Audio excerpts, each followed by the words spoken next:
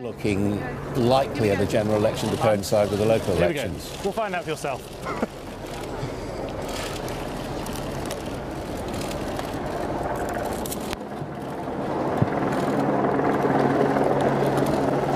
I have just chaired a meeting of the Cabinet where we agreed that the government should call a general election to be held on the 8th of June.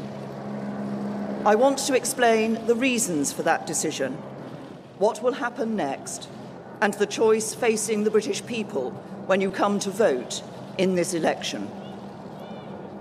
Last summer, after the country voted to leave the European Union, Britain needed certainty, stability, and strong leadership. And since I became Prime Minister, the government has delivered precisely that.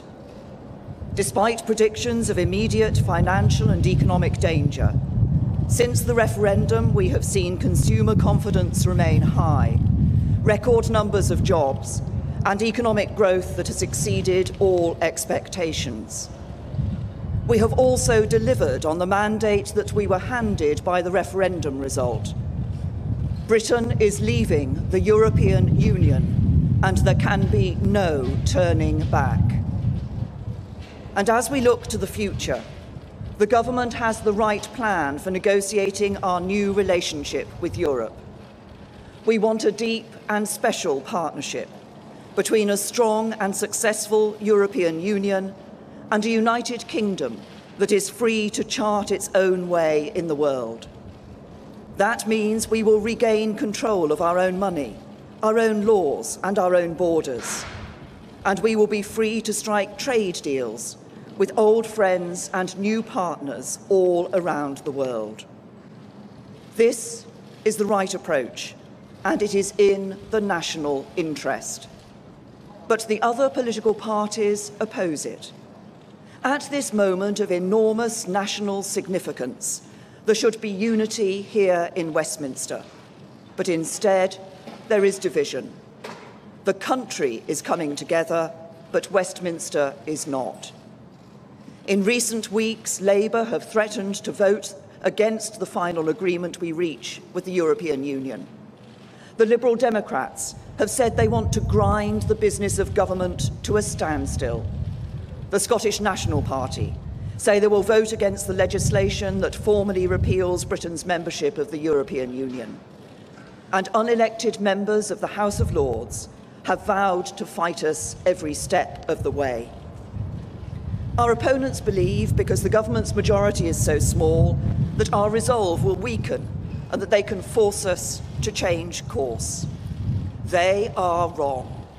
They underestimate our determination to get the job done.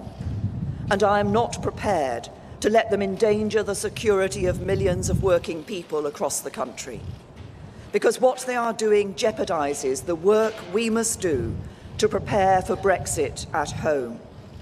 And it weakens the government's negotiating position in Europe. If we do not hold a general election now, their political game playing will continue, and the negotiations with the European Union will reach their most difficult stage in the run-up to the next scheduled election. Division in Westminster will risk our ability to make a success of Brexit, and it will cause damaging uncertainty and instability to the country. So we need a general election, and we need one now, because we have at this moment a one-off chance to get this done while the European Union agrees its negotiating position and before the detailed talks begin. I have only recently and reluctantly come to this conclusion. Since I became Prime Minister, I have said that there should be no election until 2020. But now I have concluded that the only way to guarantee certainty and stability for the years ahead is to hold this election and seek your support for the decisions I must take. And so tomorrow, I will move a motion in the House of Commons calling for a general election to be held on the 8th of June. That motion, as set out by the Fixed Term Parliament Act, will require a two-thirds majority of the House of Commons. So I have a simple challenge to the opposition parties. You have criticised the government's vision for Brexit. You have challenged our objectives. You have threatened to block the legislation we put before Parliament. This is your moment to show you mean it, to show you are not opposing the government for the sake of it, to show that you do not treat politics as a game. Let us tomorrow vote for an election. Let us put forward our plans for Brexit and our alternative programmes for government, and then let the people decide. And the decision facing the country will be all about leadership. It will be a choice between strong and stable leadership in the national interest, with me as your Prime Minister, or weak and unstable coalition government led by Jeremy Corbyn, propped up by the Liberal Democrats who want to reopen the divisions of the referendum, and Nicola Sturgeon and the SNP. Every vote for the Conservatives will make it harder for opposition politicians who want to stop me from getting the job done. Every vote for the Conservatives will make me stronger when I negotiate for Britain with the Prime Ministers, Presidents and Chancellors of the European Union. Every vote for the Conservatives will mean we can stick to our plan for a stronger Britain and take the right long-term decisions for a more secure future.